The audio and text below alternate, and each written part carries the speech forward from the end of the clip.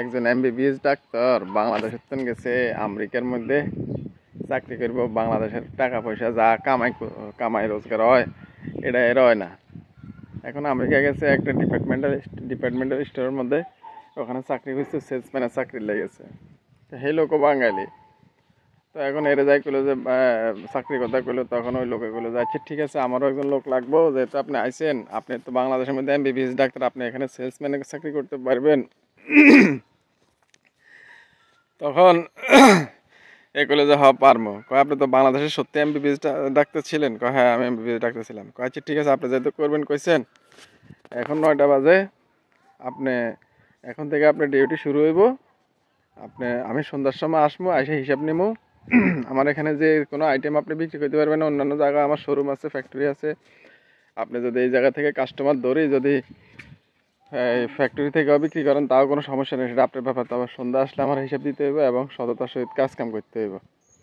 তখন এলো ওগুলো সমস্যা নাই, সততার কোনো সমস্যা নাই, সততার সহিত কাজ কাম করবো।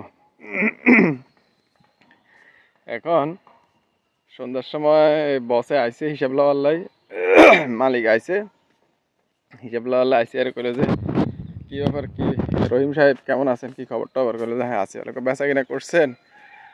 করছি। কয়টা কাস্টমার ধরছেন আজকে? একটা কাস্টমার। কি করেন আপনি? আরও অন্যান্য সেলসম্যানেরা এরা তো 5, 7, 10টা 15টা কাস্টমার ধরে এরা বেচা বিক্রি করে, আপনি মাত্র একটা কাস্টমার ধরছেন, এটা কোনো কথা? কেমনি কি করবেন বুঝলাম না। আপনি আবার কইছেন এনে কন চাকরি করবেন, এটা কি হইল? আচ্ছা যাক, এখন কত বেচছেন একটা কাস্টমারের কাছে? কইলো যে $30,000 বিক্রি করছে। হ্যাঁ কি কন? আবার কন।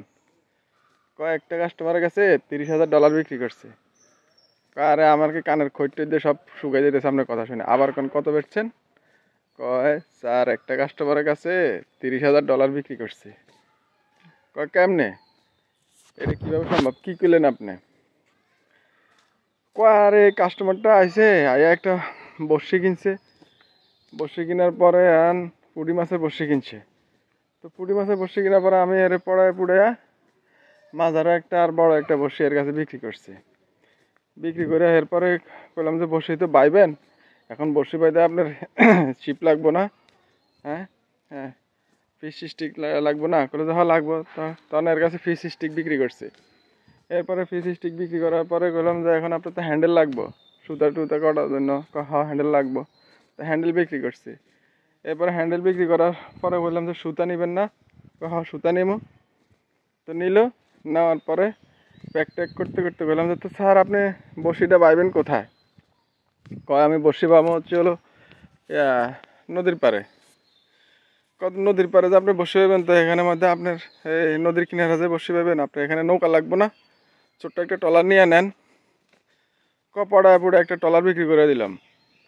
ট্রলার বিক্রি করার পরে এরপরে বললাম যে আপনি যে ট্রলারে বইয়া যে ইয়ে করবেন, এই বসি পাইবেন, ট্রলার বইয়া বসি পাইলে আপনার ইয়ে লাগবো না, এই বৃষ্টি টিষ্টি আইলে আপনি রেস্ট নেবেন না, বা বৃষ্টি ছাড়াও তো আপনার রেস্ট নেওয়ার দরকার আছে মাঝে মধ্যে। রেস্ট নেওয়ার দরকার আছে। তাহলে একটা তাঁবু নিয়ে আনেন। দিলাম একটা তাঁবু, ফ্যাক্টরিতে নিয়ে ট্রলার দিয়ে দিলাম। এরপর একটা তাঁবু দিয়ে দিলাম। এবার বললাম যে তো স্যার এগুলো তো নিয়ে যাবেন? নিয়ে যাবো। এগুলো নিতে আপনি কেমনি নেবেন? গাড়ি দিয়ে নেবেন। তো একটা গাড়ি নিয়ে আনেন, আমাদের তো গাড়ির ফ্যাক্টরি আছে। তো এরপরে ছোট্ট একটা পিক আপ ধরাই দিলাম। একটা পিক আপ কিনলো। পিক আপ কেনার পরে পিক আপে করে মাল নিয়ে যাইলো। মাল নিয়ে যাওয়ার এইভাবে বিক্রি করলাম স্যার এর কাছে এত টাকা। আপনি এই একটা বড়শি থেকে এর কাছে এত টাকা বিক্রি করে দিলেন? আরে স্যার হেদর একই বড়শি কিনতে আইসি নি, হ্যাঁ আইসে ওই যে একটা প্যারাসিটামল কিনতে আইসে আর মাথা ব্যথা করে। তো কইলাম যে ঠান্ডা মাথা যদি কোথাও বসে বড়শি বিক্রি করেন, বড়শি পান, তাহলে আপনার মাথা ব্যথা কমে যাব। এই প্যারাসিটামল থেকে এই অবস্থা করলাম আর কি, এর খাওয়াই দিলাম এগুলা। এখন এই বসে এই যে কথায় বিস্তারিত কথা শুনে গেল যায়। তা আপনি এটা কি করলেন? আপনি তো তাই এত কিছু জানি, আপনি বাংলাদেশের তাই এখানে আইসেন কি জন্য? বাংলাদেশে আপনি তো এখানে কয় না আমার কামাই বাংলাদেশের মধ্যে একই রকম আছিল, ওখানেও বেশি আছিল কামাই, সমস্যা ছিল না বস, আপনি টেনশন করেন না। বাংলাদেশে ভালো কামাই আছিল, ভালো পয়সা কামাইতাম। কেমনে করে ভালো পয়সা কামাইতেন? আপনি কি করেন? বাংলাদেশের মধ্যে আমি আমি আমি একজন ডাক্তার, আমি বিএস ডাক্তার, আমার সরকারি রেজিস্ট্রেশন আছে। আমি হসপিটালে বলে প্রথমে ধরেন কেউ একজন রুগী আইলো, রুগী আইলে আমরা হে রুগীরে কি করি, আস্তে করে কত একটা কই যে 2 দিন দেরি করে ফেলাইছেন, আর একটু আগে এলে আর একটু ভালো হইতো। এই কথা কইয়া প্রথমে একদম কলজার নিচে একটা কামড় খাওয়াই দিই। তখন চিন্তা করে হায় রে আল্লাহ কী করলাম, আর একটু আগে, আর একদিন আগে এলাম না বা 2 দিন আগে এলাম না। এই কথা কইয়া এরপরে আস্তে করে টুমটাম করে কথাবার্তা জিজ্ঞেস করার পরে হেরে আস্তে করে টেস্ট দিয়ে দিই। টেস্ট দিই, ধরেন এর যদি ধরেন হয়েছে মাথা ব্যথা, হেরে দুনিয়ার টেস্ট, যেমন মাথা ব্যথা হইলে এর সিটি স্ক্যান, তারপরে যায় আপনার এই এমআরআই, তারপরে পুরা বডি এমআরআই, হ্যাঁ, তারপরে যায় আপনার এই লিভার টেস্ট, তারপরে কিডনি টেস্ট, হ্যাঁ কিডনি টেস্ট দিই, তারপরে হচ্ছে হলো আপনার এই যে সিবিসি টেস্ট, হ্যাঁ, তারপরে এই জ্বরের যে অন্যান্য টেস্টগুলো আছে এগুলা, তারপরে এই সব মিলে টেস্ট দিয়ে দিই, মোটামুটি 15-20 হাজার টাকার টেস্ট খাওয়াই দিই। টেস্ট খাওয়াই দেওয়ার পরে রিপোর্ট এটা প্রেসক্রিপশন এটা দিয়ে কয়ে দিই যে অমুক জায়গার থেকে অন্য ওই জায়গার ঠিকানা দিয়ে দিই, ওখান থেকে যদি আপনি টেস্ট না করেন তাহলে রিপোর্ট ভালো আসবো না, হ্যাঁ, আর যদি রিপোর্ট ভালো না আইয়ে তাহলে আপনার ওষুধ উল্টা পড়ে যাইব, পরে কিছুতে কিছু হলে কিন্তু জানি না।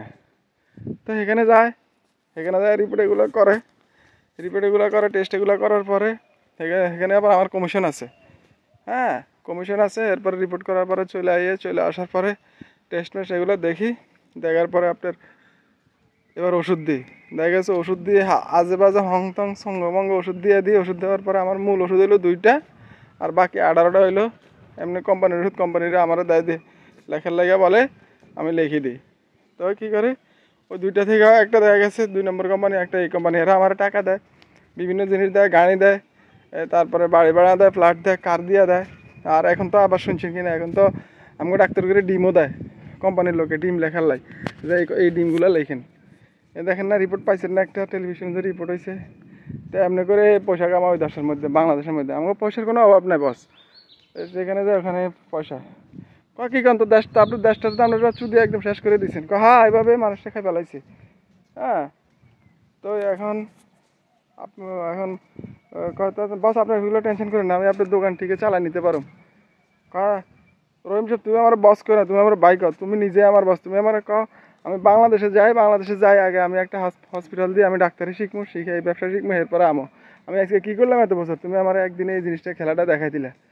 তুমি বস আজকে থেকে, আমি কোনো বস না, তুমি আমার বস টস করো না রহিম সাহেব, তুমি আমার বস। আমি বাংলাদেশে যাবো, কেমনে মানুষের হোকাটা মারতে হয়, কেমনে মানুষের গোয়াটা মারতে হয় ডাক্তারি করে, এই গোয়া মারা শিখবো, এই গোয়া মারা শিখি, এরপরে আমি এখানে আইসা এই আমেরিকার মধ্যে মানুষের গোয়া মারা শুরু করবো। কারণ বাংলাদেশের মধ্যে তোমরা ডাক্তাররা যেভাবে যা বুঝলাম, এখন মানুষের হোকাটারে মারি একদম সারা করে দাও।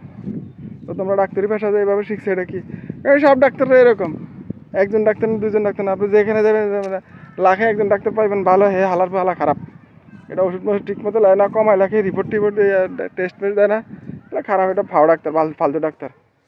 কারণ হিম চুদানির বুয়া, তুমি ওই ভালো লোকের খারাপ করতেছো কেন?